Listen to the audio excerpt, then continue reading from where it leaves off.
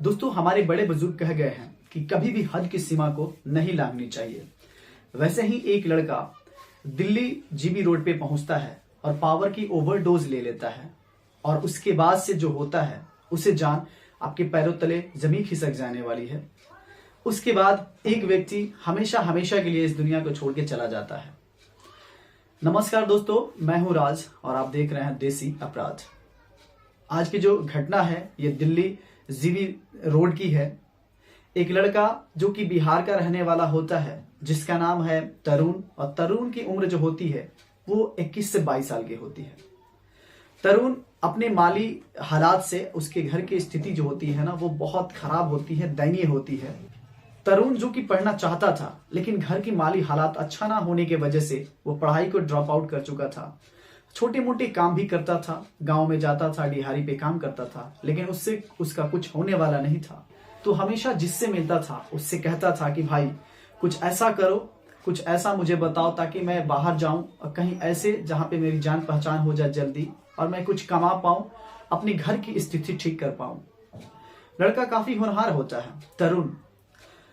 अब उसी तरह से वो कहता है तो उसका एक दोस्त मिलता है और वो दोस्त उससे सलाह देता है कि एक काम करो, तुम चाहो तो दिल्ली जा सकते हो।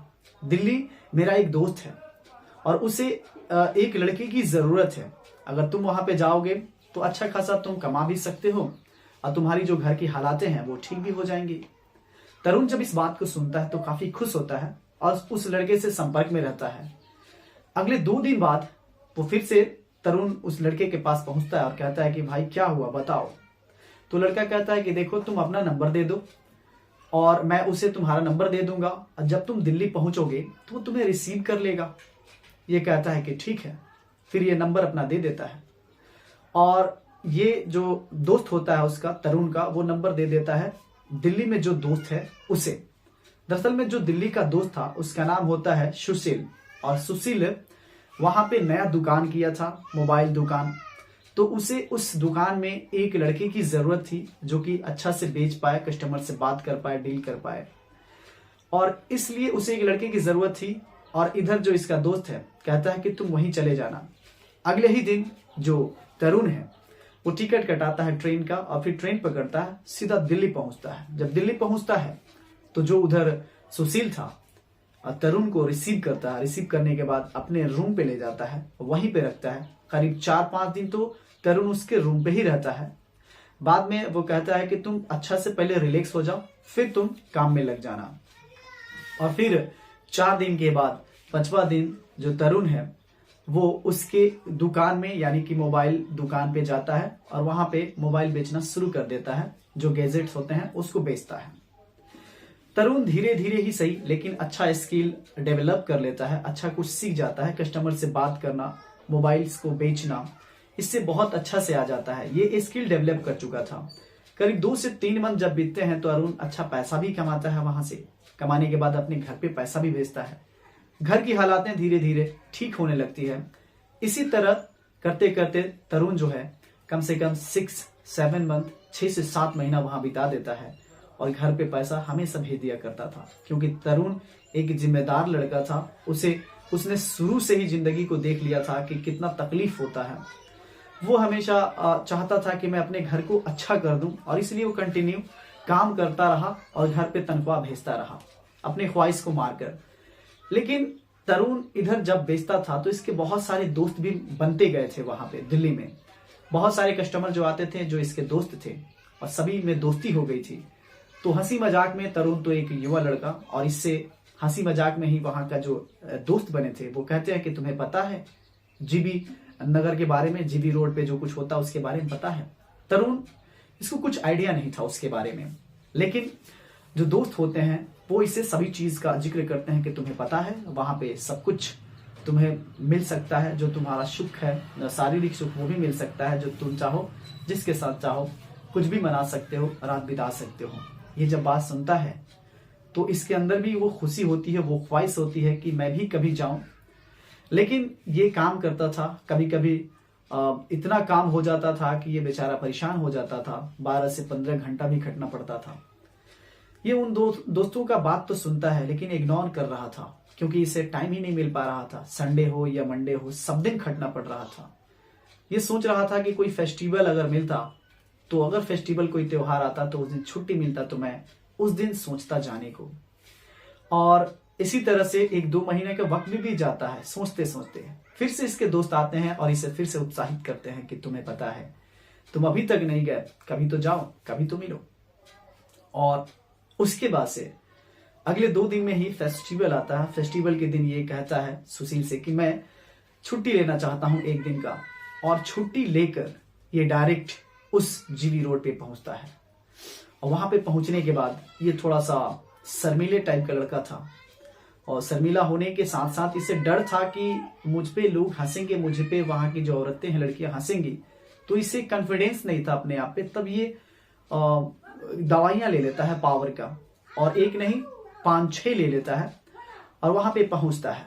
जब वहां जाता है, यानी कि जो गली नंबर होता है 58 गली नंबर में पहुंचता है, वहां पहुंचता है तो वाकई में वहां की जो लड़कियां थी, जो औरतें थी, जुल्फे बिखराई हुई थी, ये देखता है, अट्रैक्ट होता है, डायरेक्ट उस गली में पहुंचता है। वहां जाता है तो एक महिला इसे अपने पास बुलाती है और फिर बैठा लेती है, इससे बातें करना शुरू कर देती है। तभी इसे याद आता है कि मैंने तो वो दवा ली ही नहीं है, पावर वाली। बाद में इस महिला से कहता है कि पानी मिलेगा, इससे तो ऐसे भी मुंह सूखा हुआ था। तो वो कहती है कि ठीक है, जाओ बगल के रूम में पानी है, पी लो। ये लड़का वहां से तुरंत भागे भागे दूसरे रूम में जाता है, और वहां जाने के बाद पावर की गोली 1-2 नहीं बल्कि 6 गोलियां एक साथ खा लेता है। और उसके बाद से इधर आता है। यहाँ आने के बाद फिर नजारा कुछ और होता है। ये दोनों मग्न हो जाते हैं। फिर वही जो एक युवा लड़का लड़की करते हैं, ये करना शुरू करते हैं। और थोड़ा ही वक्त बीता होता है, करीब 10 से 15 मिनट, तब तक अचानक तरुण के मुंह से झाग निकलने लगता है। उसकी आंखें मड़ेराने लगती हैं, उसकी धड़कनें तेज हो जाती हैं। ये सभी चीज देखकर जो औरत उसके साथ थी, लड़के साथ थी, वो उस रूम से भागे दौड़े बाहर निकलती है। और वहां की जो आसपास बैठी हुई थी लड़कियां, महिलाएं, उनसे बताती हैं कि वो जो लड़का है जो आया है, उसके मुंह से झाग निकल रहा है। मैंने ऐसा कुछ भी नहीं किया, लेकिन पता नहीं क्यों ऐसा हो रहा है। बाद में सभी वहां की जो औरतें होती हैं एक एक करके जाके देखती हैं, तो वाकई में उसके मुंह से झाग निकल रहे होते हैं। उसके आंखें तड़ेरा रही होती हैं तरुण की, और उसकी धड़कनें बहुत तेज चल रही होती हैं।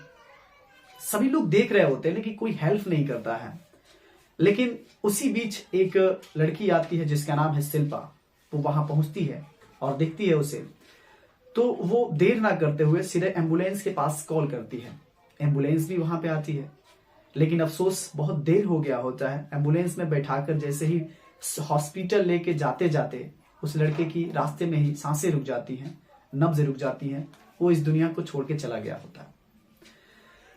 अब उसके बॉडी को डॉक्टर के पास तो पहुंचाया जाता है, पोस्टमार्टम रिपोर्ट भी आता है। जब रिपोर्ट आता है तो जाके रिवील होता है, सच्चाई पता चलती है कि दरअसल इस लड़के ने ओवरडोज ले लिया था, और ओवरडोज पावर की ओवरडोज लेने की वजह से इसकी मौत हो गई है।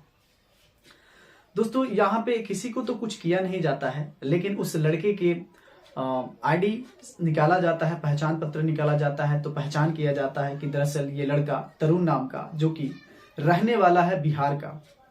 और उसी में से एक नंबर भी मिलता है। उस नंबर पे जब पुलिस कॉल करती है तो यही जो सुशील होता है मोबाइल रिसीव करता है उस कॉल को। तो पुलिस बताती है कि दरअसल एक लड़का तरुण नाम का, जिसकी डेथ हो चुकी है, तुम आके हॉस्पिटल से लेके जा सकते हो। फिर जो सुशील होता है उसके बॉडी को जाके लेता है, रिसीव करता है, और फिर सभी हालात घर को बताता है कि ऐसे ऐसे है, तरुण की मौत हो चुकी है।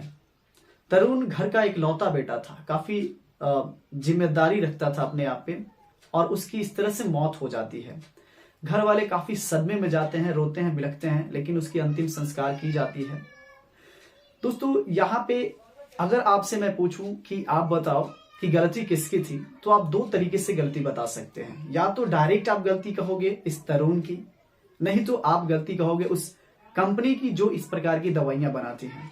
हालांकि मुझे लगता है कि आप किसी को डायरेक्ट इंगित करके कहते हैं कि ये गलत है, ये गलती किया है, तो ये मुझे नहीं लगता, क्योंकि कहीं ना कहीं इसको गलत राह पे लाने वाले कुछ लोग थे, कुछ साथी थे, कुछ सोसाइटी थी। कुछ समुदाय जो कि इससे गलत रास्ते पे लेकर आए, और ये लड़का उन चीजों से अनजान था। अनजान ही जीता तो कोई क्या गलत हो जाता, लेकिन इसके दिमाग में वैसा चीज भरा गया और फिर ये लड़का उस कृत्य को करने पे मजबूर हुआ, वहां गया और इस तरह से कृत्य किया और फिर अपने आप को ही इस दुनिया से मिटा दिया। तो दोस्तों, आपको भी जो कुछ कहना है आप कमेंट बॉक्स में जरूर बताएं। इस घटना को सुनाने का उद्देश्य आपको अवेयर करना है, जागरूक करना है।